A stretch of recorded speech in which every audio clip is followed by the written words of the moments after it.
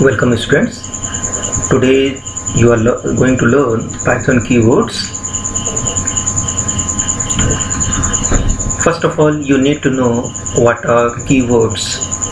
Keywords are reserved words. Each keyword has a specific meaning to the Python interpreter, and we can use keywords in our program only for purpose of which it has been defined.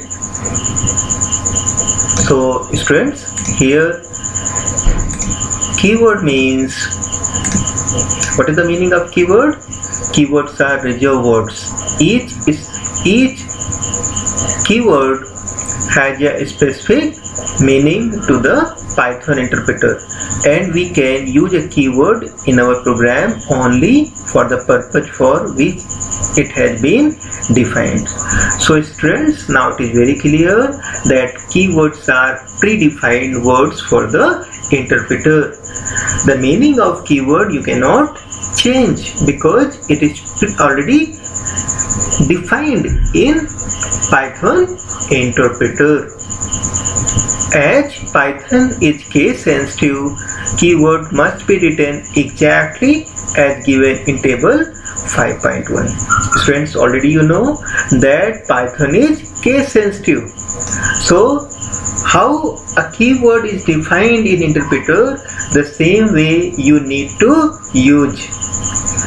See table 5.1 Python keywords. First keyword is false. Okay, look at it carefully. F is capital. Okay, if you use exactly this keyword false, when F is capital, it will work as a keyword. But when you use F as a small letter, it will not work as a keyword. Next keyword is class. Then finally age. Age a keyword. Okay, next keyword return. None. Look at carefully the keyword none. N is capital.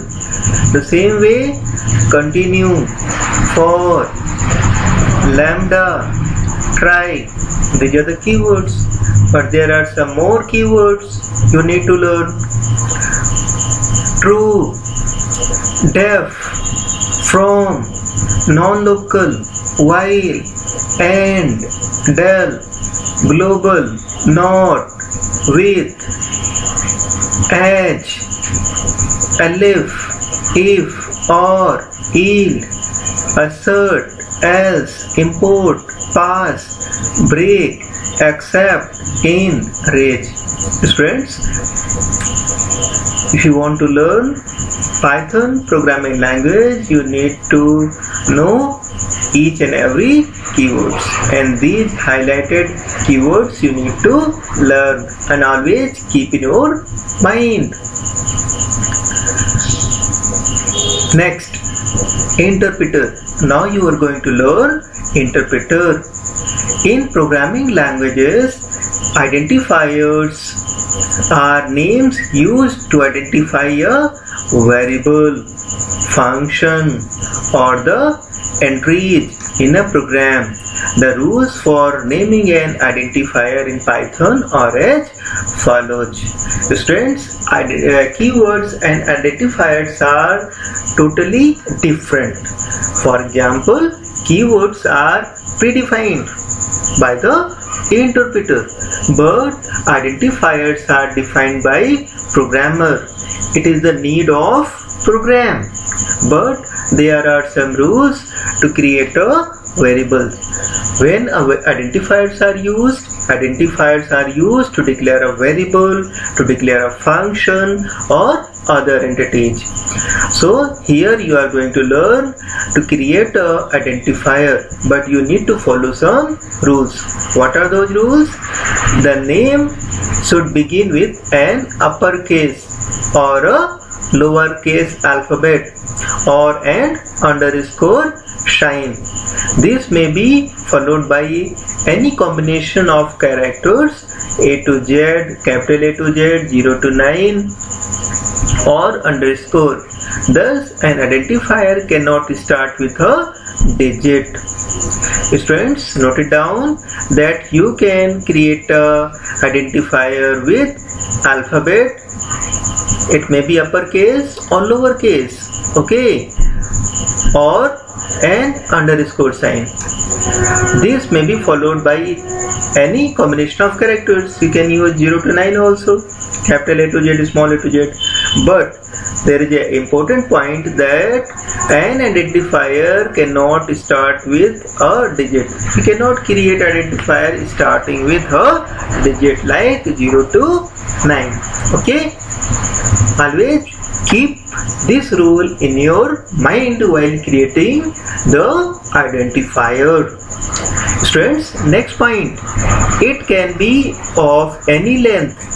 However, it is preferred to keep it short and meaningful. So students, next point is very interesting, that there is no limit of identifier. There is no limit of length of identifier, but you need to prefer that it should be short and meaningful. Next point, it should not be a keyword or reserved word given in table 5.1. Third rule is very important, that you cannot use a keyword as a identifier because keyword is already defined, okay, so that a keyword cannot be used as a identifier. We cannot use a special symbol like @ has, dollar, percent, etc. in identifier. There are some restrictions that you cannot use special symbols like exclamation sign, @ has, dollar, percent, etc. in identifiers. For example, to find the average of marks obtained by student in 3 subjects, we cannot choose the identifier as marks 1, marks 2, marks 3 and average, rather than ABC or ABC. So students, there is an example. To find the average of marks obtained by student in 3 subjects, we can choose the identifier as marks 1, marks 2, marks 3 and AVG. Okay, why? Because these identifiers are meaningful. Marks 1, marks 2, marks 3 and average. These words are meaningful, but you should not use ABC or capital ABC because your program will work when you use ABC or capital ABC. But when you use meaningful identifiers, it should be understandable by other programmers or other students or your teachers.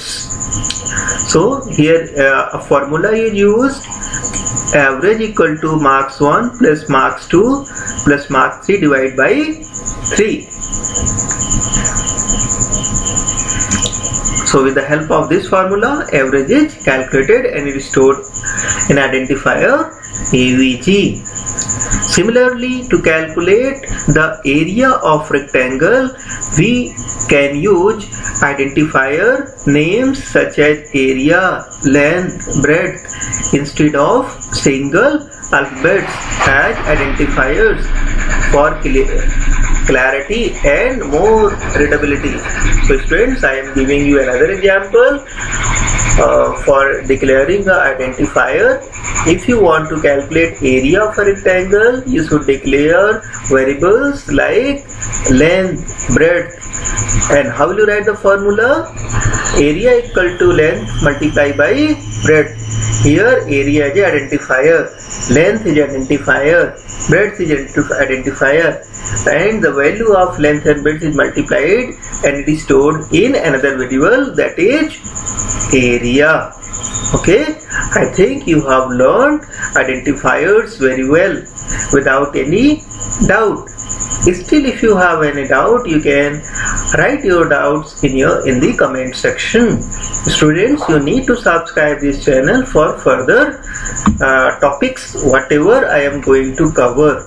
In this channel you are going to learn Python programming language, and I will cover whole the syllabus of class 11 computer science and class 12 computer science for board exams. Not only I will cover the syllabus, I will cover how to solve board exam question papers. Okay, so thank you very much for watching the video, and you will get notification very soon for the next topic. Thank you very much.